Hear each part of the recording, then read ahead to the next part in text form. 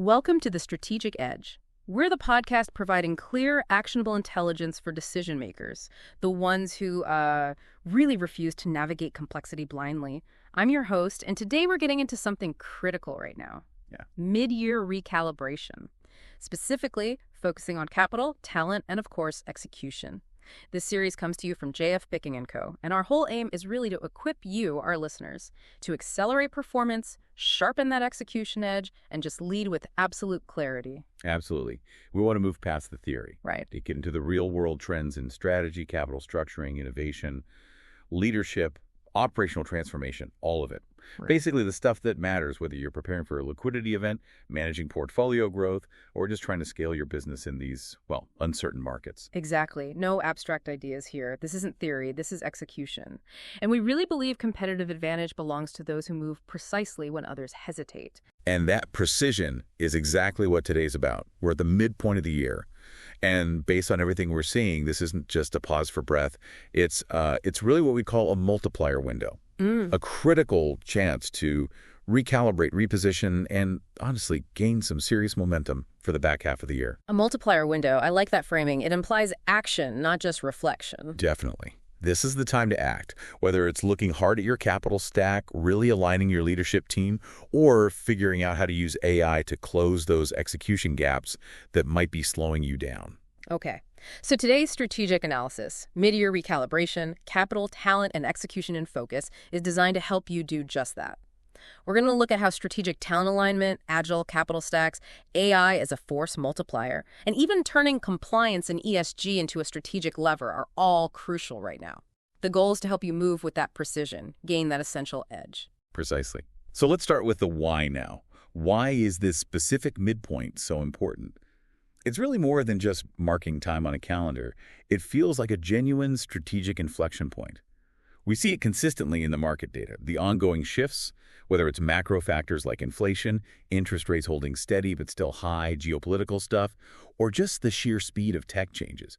All of it demands constant adaptation from businesses. Your priorities just don't stay static, do they? No, they absolutely don't. What seemed critical in January might be, well, less relevant by July. Maybe supply chain was everything in Q1, but now suddenly it's about grabbing market share in Q3. Or maybe your talent focus flips from hiring to retention because the labor market shifted. Exactly. And if your approach stays static while everything else is moving, well, you quickly find yourself misaligned.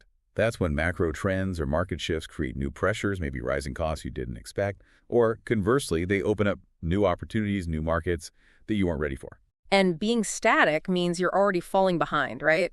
Playing catch up in this kind of volatile environment, that's a losing game. It's costly. It is. So the core challenge for decision makers, for you listening, is how do you navigate all this increasing complexity and volatility while still building for growth?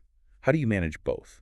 And the answer, we think, lies in this targeted mid-year recalibration, making specific intentional adjustments across key operational areas, financial dimensions, making sure your organization isn't just resilient, but actually poised to move aggressively. Using this midpoint as a springboard, not just a pit stop. That's the idea, a proactive springboard. Okay, let's dive into the first crucial area then, strategy and talent alignment. This is all about making sure execution actually happens.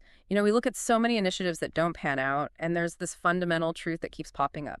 Strategy itself, the plan on paper, it rarely fails because the idea was bad. It fails in the execution, consistently. It's the execution gap. Exactly. And the kicker is execution usually falters because the people aren't properly aligned. Right. The human element. Yeah, that's where the strategy meets reality, or sometimes where it just stalls out. You can have the most brilliant vision, a market insight that's genius, an innovative product.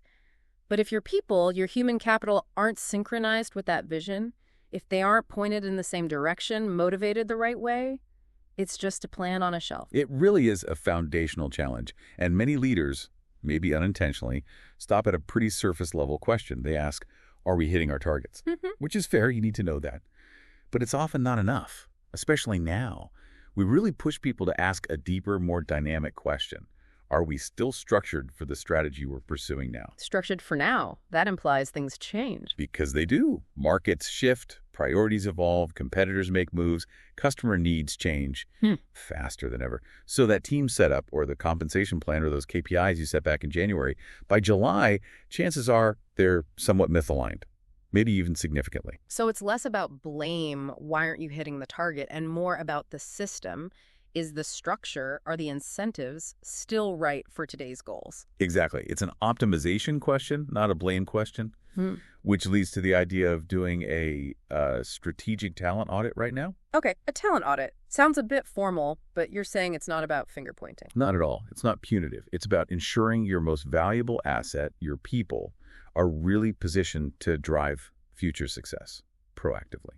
All right, so what does that audit look like? What are the key questions? Well, the first core question is pretty fundamental. Are the right people truly in the right seats to tackle your Q3 and Q4 strategic priorities? And this isn't just about looking at past performance reviews. It's a forward-looking assessment.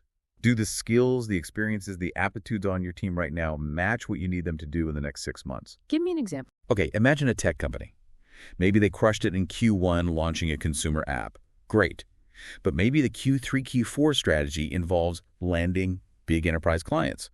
Does their sales leader, who's brilliant at high-volume consumer sales cycles, have the right network, the negotiation chops, for complex, long-cycle enterprise deals? Maybe, maybe not. It's a different game. It is.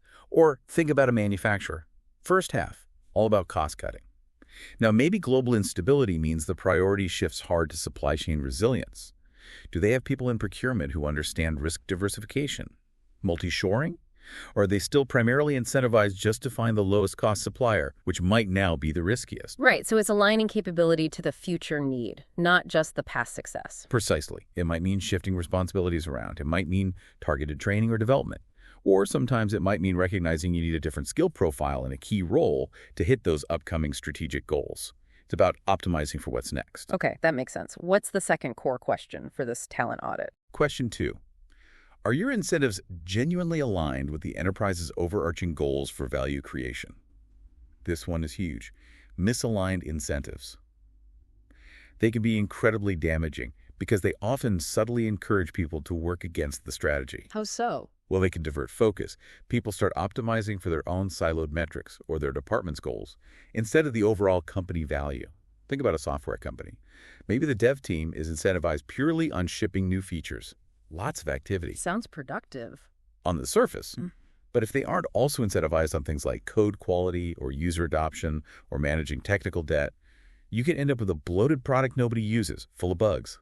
Meanwhile, maybe the sales team is incentivized only on deal volume, pushing products that aren't actually profitable long-term or that overload the support team. Ah, so you get internal friction. Different parts of the org pulling in different directions, even if they're hitting their individual targets? Exactly. It undermines the whole strategy. It erodes trust internally and with customers.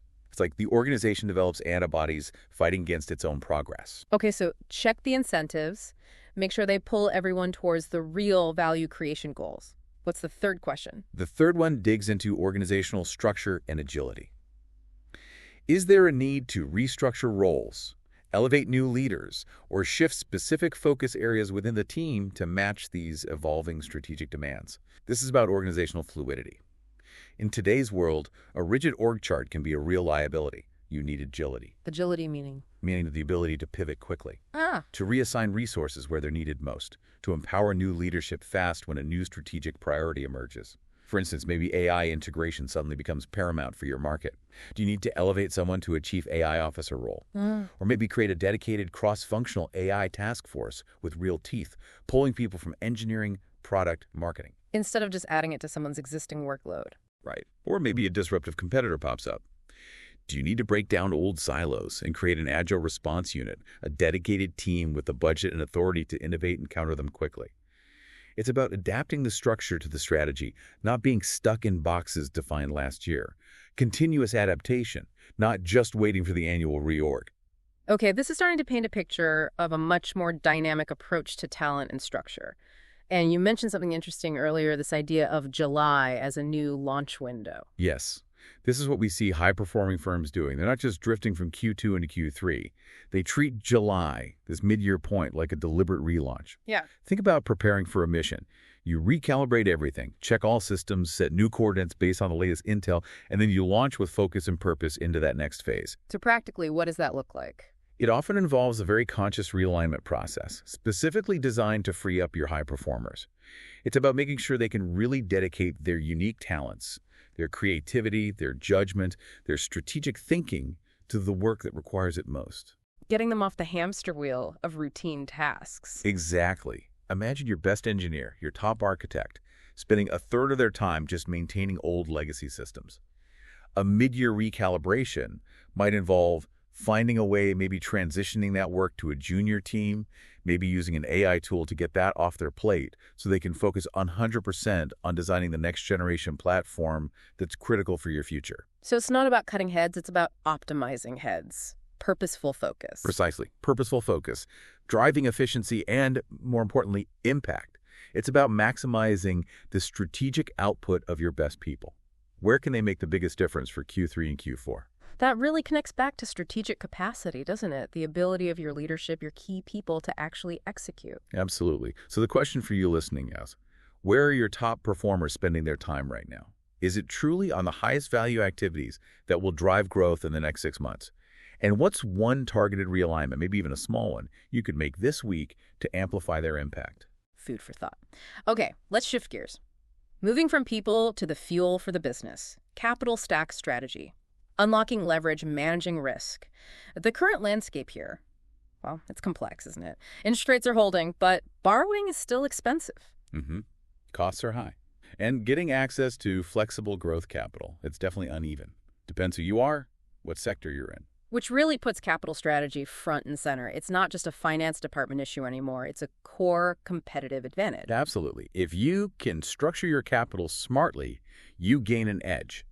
And what's fascinating is how this pressure is forcing real evolution in how companies, especially growth stage and mid-market firms, are structuring their funding. We're moving beyond just traditional bank debt. Way beyond. Sophisticated hybrid credit models are becoming much more common. They're not niche anymore. They're critical tools. Like, what kind of models are we talking about? Well, take revenue share agreements, for example. Instead of a fixed interest payment every month, the lender gets a percentage of your future revenue. Think about how useful that is if your income is variable or seasonal, maybe an e-commerce business or a SaaS company. If sales dip, your payment dips too. That provides crucial flexibility. Okay, that aligns lender and borrower interests a bit more. What else? Then there's CPACE financing commercial property assessed clean energy. This is really interesting for businesses that own their property. Basically, you can fund energy efficiency upgrades like solar panels or better insulation, and the repayment is tied to your property tax assessment over a long term. Very low risk, often cash flow positive from day one because of the energy savings. So you're leveraging the building itself for green upgrades. Exactly. And we're also seeing more ESG-linked instruments. Debt, where the interest rate might actually decrease if you hit specific pre-agreed sustainability targets. So your cost of capital goes down as your ESG performance goes up. Direct financial incentive. That's a powerful alignment. So it's about getting creative, finding structures that fit the business need, and maybe even the company's values. It is. And beyond those, think about the strategic use of other tools, like asset-based lending, borrowing against inventory or receivables, or bridge facilities, short-term loans to cover a gap, maybe while you're waiting for a larger funding round to close. These aren't new, but are they being used differently? Yes, more strategically. Not just as a last resort for cash, but deliberately to preserve equity, avoid diluting ownership, and to extend operational runway during uncertain times. An asset-based loan lets you unlock cash tied up in working capital without selling more shares. A bridge loan stops you from doing a desperate down-round fundraising just to cover a few months' gap. It's about maintaining control and flexibility, getting the right kind of money, not just any money. Precisely.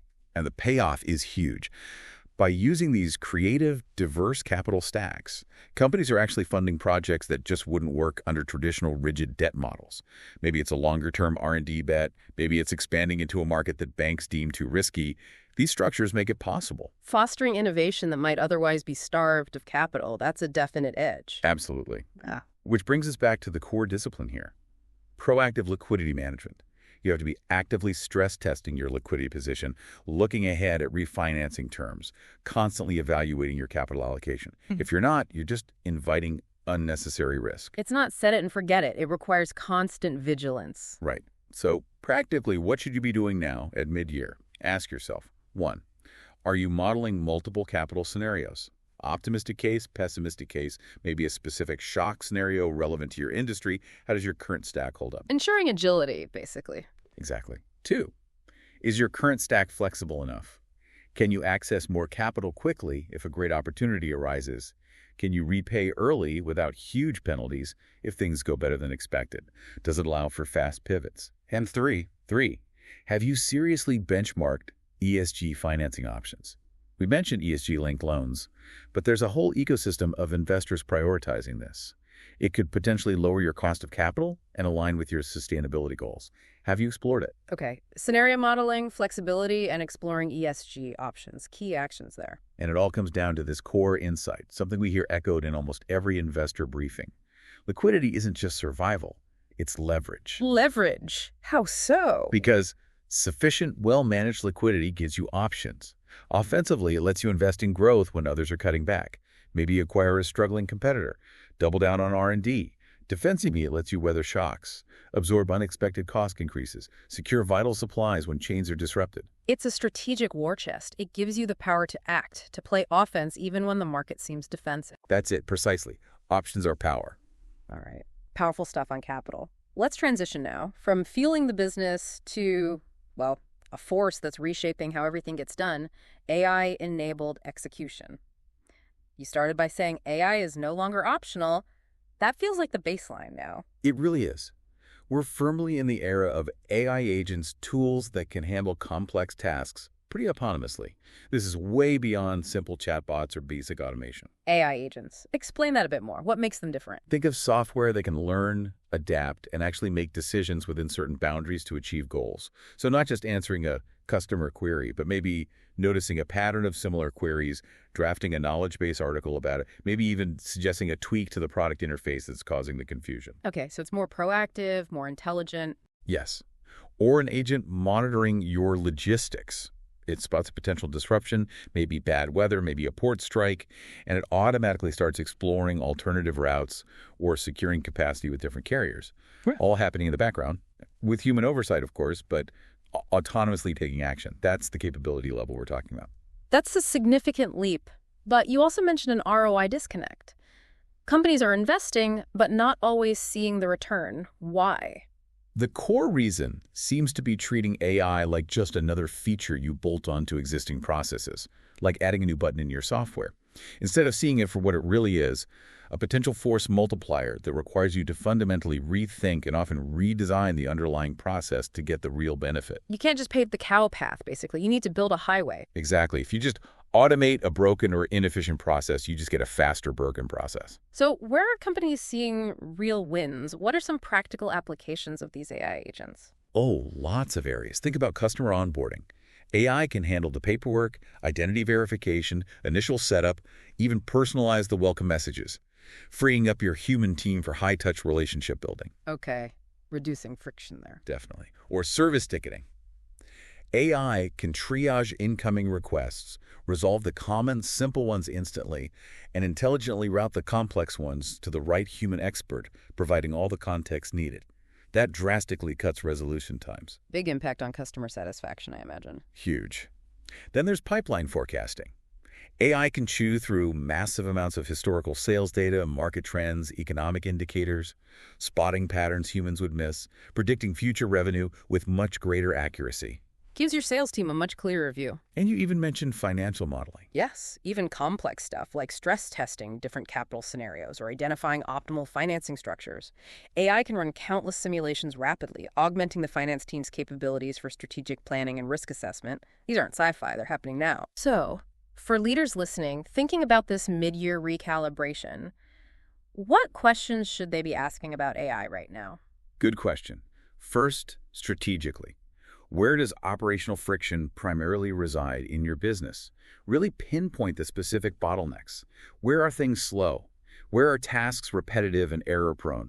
Where are costs being driven up by inefficiency? Find those pain points. Because those are the prime candidates for AI. Exactly. Don't just sprinkle AI everywhere. Target it where it can solve a real, significant problem. Okay.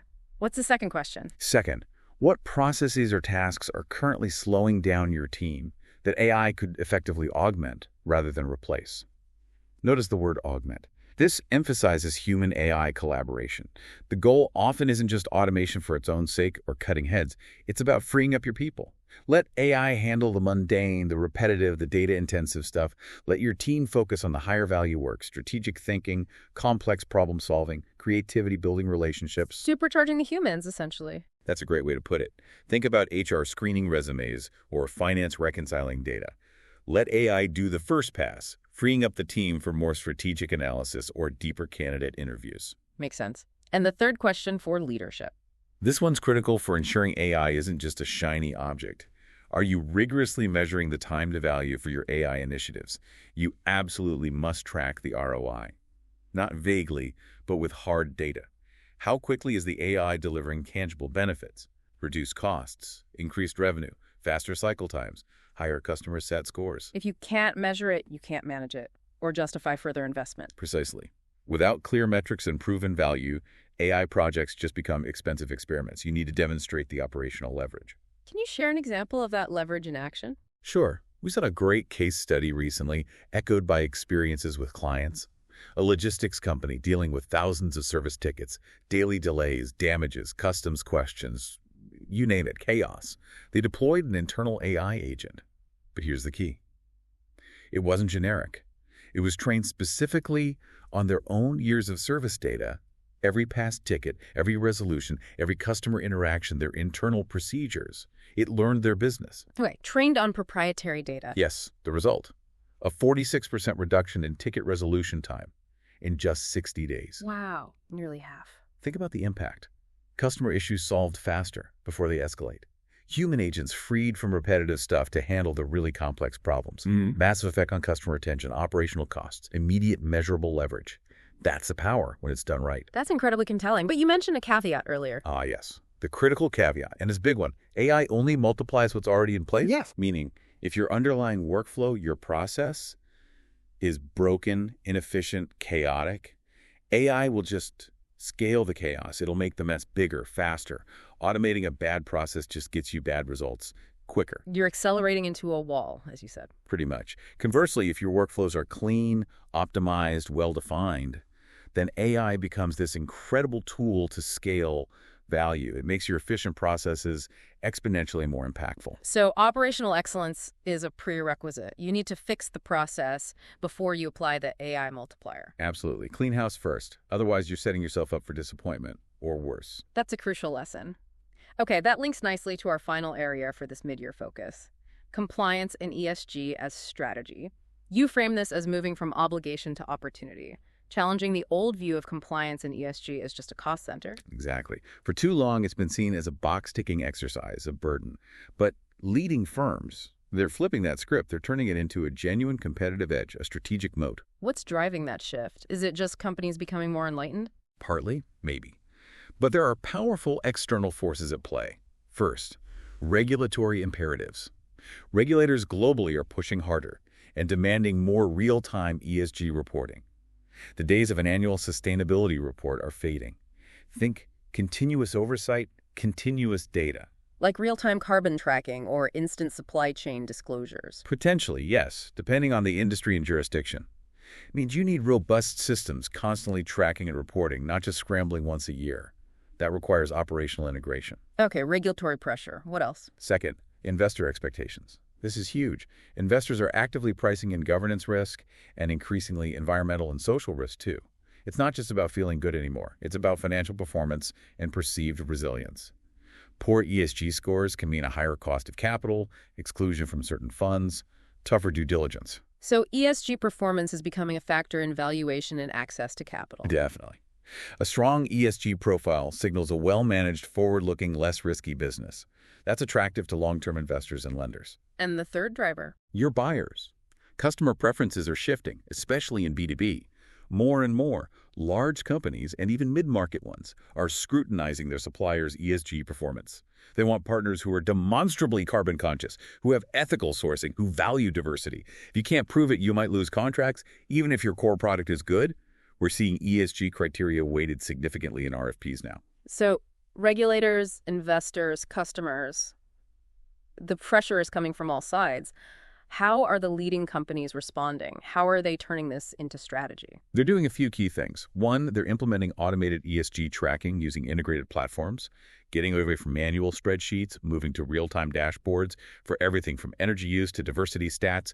It ensures accuracy, efficiency, and instant visibility. Using technology to manage the data burden. Right. Two, and this is really strategic, they're tying leadership compensation directly to sustainability KPIs. Imagine the CEO's bonus being partly dependent on hitting carbon reduction targets or improving workplace safety metrics. That embeds accountability right at the top. It forces ESG into decision-making. Makes it unavoidable. Exactly. And three, they're issuing board-level ESG scorecards, often quarterly. This ensures regular oversight from the board, integrates ESG into the highest level of strategic review, and drives consistent focus and progress. It's not an appendix item. It's on the main agenda. Automation, linking comp, board oversight. It sounds like really embedding it into the business rhythm. That's the goal and the outcome. ESG maturity is increasingly becoming a valuation driver. Whether you're raising capital, looking to sell, or just scaling, a strong ESG profile can genuinely enhance your company's value. It signals lower risk, broader appeal to capital, operational efficiency, and a more resilient business model. It's not just doing good, it's doing well by doing good. Good for the planet, good for the balance sheet. That's the connection smart companies are making. So the immediate action for you listening, especially at this mid-year point, if you haven't seriously assessed your ESG exposure, your footprint, your social impact, your governance risks, and developed a strategy to manage it, now is the time. This is about leveraging a strategic advantage that's only going to become more important. Okay, fantastic. A lot to think about across talent, capital, AI, and ESG. Let's try and quickly recap the core takeaways from today's analysis. Sounds good. First, strategy starts with people. You absolutely have to realign your talent to your outcomes now. Ensure the right people are focused on the right Q3, Q4 priorities with the right incentives. Don't let misalignment sink your execution. Right, people first. Second, capital is a lever. Optimize your stack for agility and access. Use those creative financial structures we talked about to unlock projects and manage risk. Remember, liquidity isn't just survival, it's strategic power. Third, AI is here and it's not optional. Use it as a force multiplier to accelerate operations, but only after you've ensured your underlying processes are clean. Scale value, don't scale chaos. Good reminder. Fix the house first. And Fourth, compliance isn't just a burden. Approach strategically. ESG becomes a competitive moat. It drives valuation, attracts capital, strengthens your market position, and builds resilience. Turn that obligation into an opportunity. Great summary. The overarching message seems clear.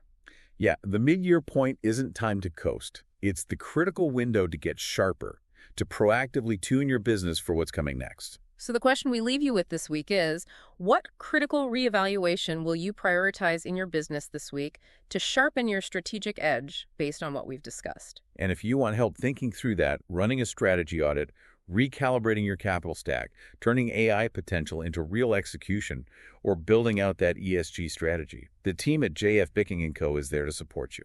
Just visit jfb.fyi to connect. And of course, subscribe to The Strategic Edge wherever you get your podcasts for these ongoing weekly briefings. Thanks so much for tuning in to The Strategic Edge. Stay sharp. Stay focused and lead forward.